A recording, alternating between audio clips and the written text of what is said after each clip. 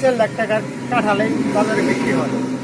এইখানে 3-4 লাখ টাকার কাঁঠাল পরে বিক্রি হয়। এখানে গাড়ি ভরিয়া পরে অন্য অন্য জায়গায় নিয়ে যায়। ডেইলি মনোরঞ্জন প্রতিদিন 1 ডিস্ট্রিক্ট কাঁঠাল বিক্রি হয় এই জায়গায়, এই বাজারে প্রতিদিন। সিলেট যায়, কারণ বাজার যা, নারায়ণগঞ্জ যা, কয় গাড়ি পরিমাণ যায়? 1 গাড়ি 2 গাড়ি যেরকম যে দিন আমদানি হয়।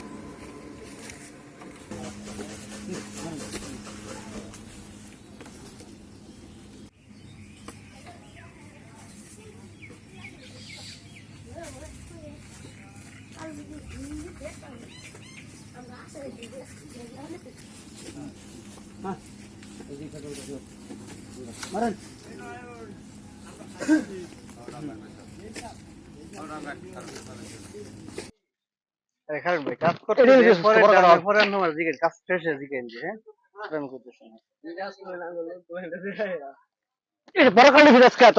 ময়মনসিংহের ভালুকায়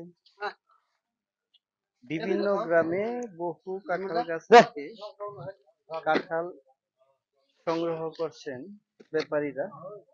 এই সকল কাঁঠাল ঢাকা সহ বিভিন্ন এলাকায় ওনারা সরবরাহ করবেন।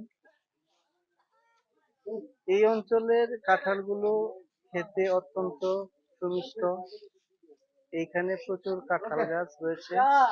এখানকার কাঁঠালগুলো অন্যান্য এলাকার চাইতে অনেক সুন্দর, খেতেও ভালো।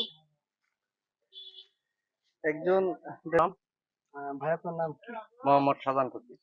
আপনি তো কাঁঠালের ব্যবসা করি।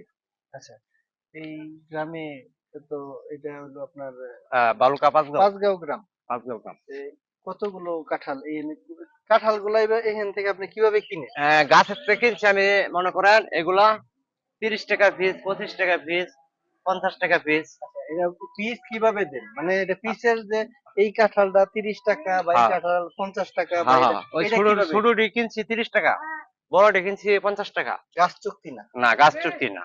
আচ্ছা, পরে এই কাঁঠালগুলা পরে এইগুলা মনে করেন যে আমি লেবার লইয়া কাটতাছি, লেবারের খরচ আছে। পরে মনে করেন রাত গাড়ি ভাড়া আছে, লেবার ভাড়া আছে, এটা মনে করেন ইয়ে আছে, আরো খাজনা আছে। মাল যাইবো যে এই জায়গা তো আমার খাজনাটা বেচতে হবে, তারপরে হইলো আমার লাভ ব্যবসা। মানে এই কাঁঠাল কেনার পরে হ্যাঁ। এক একটা কাঁঠাল আপনি আপনার ওই বাজারে কোন কোন বাজারে নিয়ে বিক্রি আমি করেন? বিক্রি করবো সিলেট কদমতলী বাজার। আর কোথায়? ওই জায়গায়, এক জায়গায়। এক জায়গায়। হ্যাঁ। ওইখানে আপনার এই কাঁঠালের দামটা কেমন? ওইখানে কাঠলের দাম ওই যে বললাম না, মনে করেন 60-70 টাকা পিস বেতন যা বড়ডি, ছোটডি তো দাম কম। এই যে কাঁঠাল গুলা আপনি 60 থেকে 70 টাকা ইয়া করেন, আপনার এখানে ক্যারিং খরচ আছে, ক্যারিং খরচ, গাড়ি ভাড়া, আপনার লেবার খরচ আছে। আছে।